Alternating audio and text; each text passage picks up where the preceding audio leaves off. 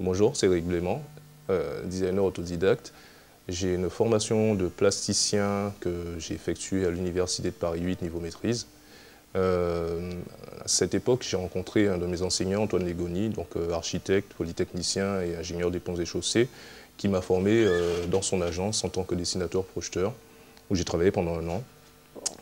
J'ai ensuite effectué un contrat de qualification dans cette même agence dans le domaine du design d'espace, où j'ai continué à affiner mes connaissances, à maîtriser les supports informatiques, le dessin manuel, les esquisses, etc. Donc tout ce qui englobe le domaine de l'architecture.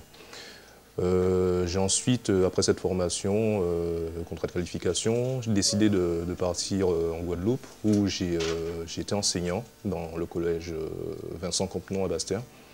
J'ai enseigné là-bas les arts plastiques et graphiques pour des petits, 6e, 4e et 3e.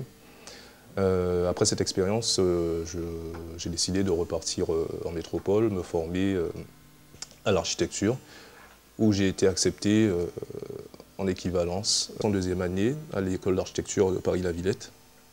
Et donc, l'objectif était justement d'obtenir le diplôme d'architecte et de compléter la formation que j'avais eue auparavant. Donc, en ce qui concerne la genèse du projet, ce projet est la synthèse de toutes les expériences que j'ai eues auparavant. Donc, initiation au dessin, depuis tout jeune, la sensibilité à la nature, mon expérience et ma formation de plasticien à Paris 8, mon expérience dans le domaine de l'architecture dans le monde professionnel et toutes mes observations qui étaient liées à cette formation, on va dire professionnelle, qui m'ont permis de voir ce qui se faisait dans le milieu et quel type de choses je pourrais apporter, d'éléments personnels je pourrais apporter à ce développement dans cette discipline. Donc, j'ai décidé donc de travailler sur un thème qui me tenait à cœur, donc l'architecture bioclimatique. Et cette architecture bioclimatique, le principe que j'ai voulu développer était donc de faire en sorte que les bâtiments ne soient pas de simples bâtiments, mais qu'ils deviennent des entités entre guillemets vivantes, donc qui permettent d'aller au-delà du simple fait d'habiter. Ce qui m'a amené à concevoir un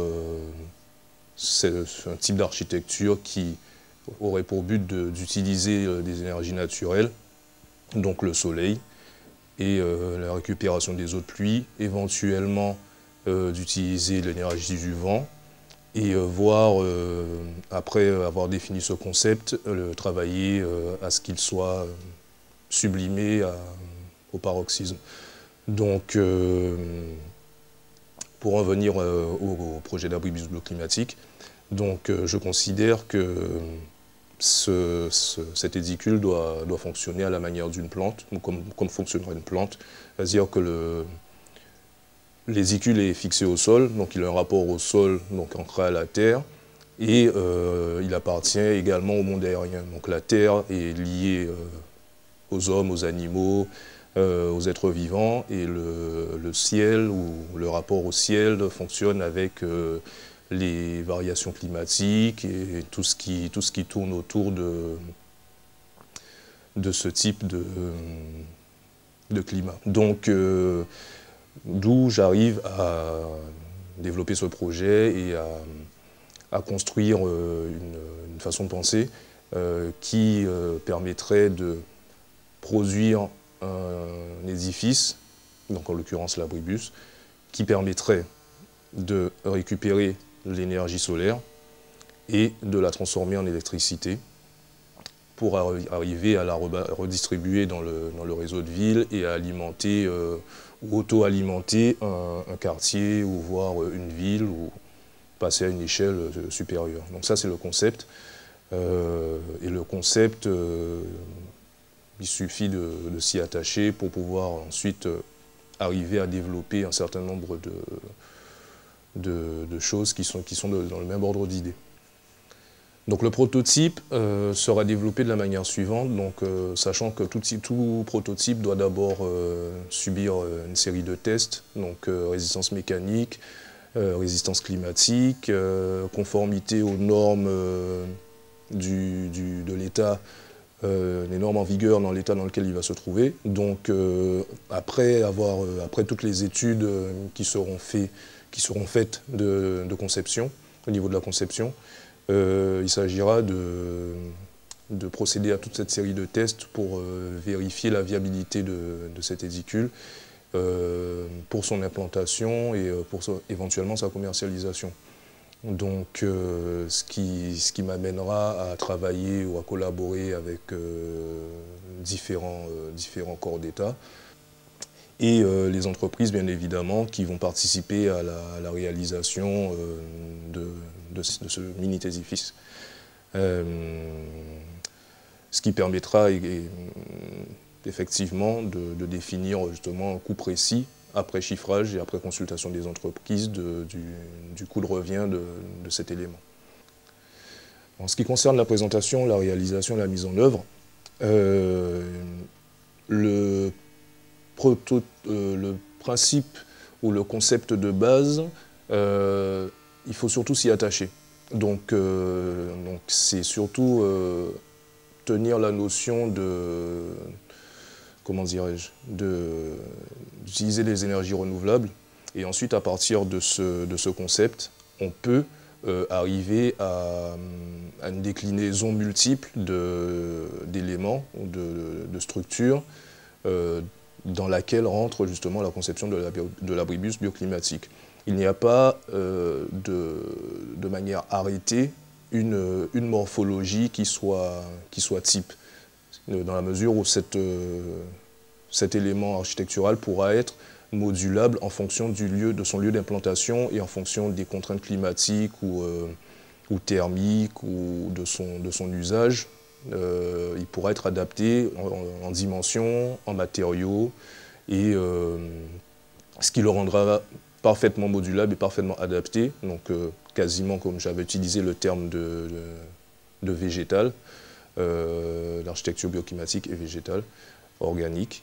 Il pourra être considéré comme une espèce endémique à son environnement, donc qui appartient à ce lieu et qui s'intègre carrément ou complètement dans le paysage.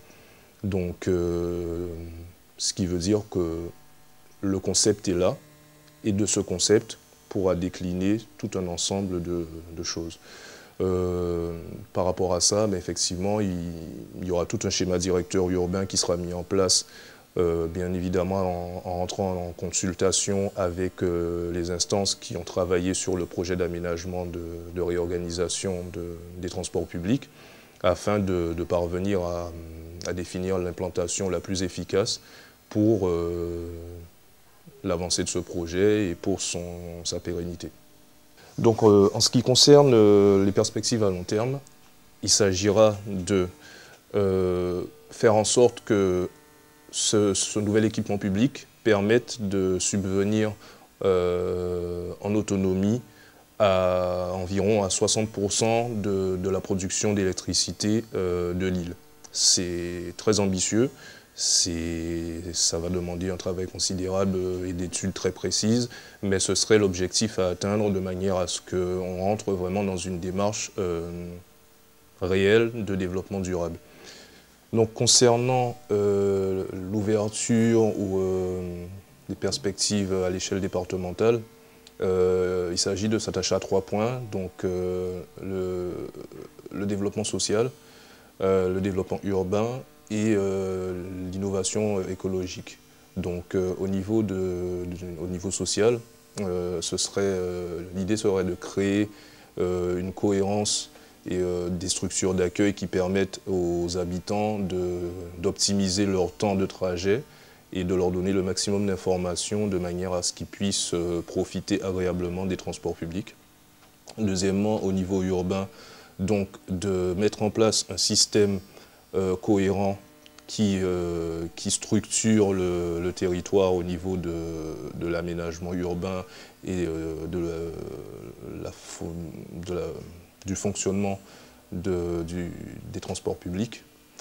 Et troisièmement, au niveau écologique, donc de faire entrer la Guadeloupe dans une réelle démarche de développement durable, autant au niveau caribéen qu'au niveau international, et faire en sorte qu'elle serve d'exemple sur ce plan, donc en commençant par un petit point qui serait un élément qui viendrait structurer le paysage urbain et la vie des habitants, de manière à développer et à montrer qu'elle peut développer un concept qui permette de faire diminuer l'effet de serre, donc en diminuant les émanations de CO2. Donc c'est déjà un premier point. Et ensuite d'utiliser les énergies qui sont abondantes sur l'île, de manière à produire de l'énergie qui soit propre, entre guillemets, et qui permette de nous faire avancer vers une nouvelle ère, donc l'ère qui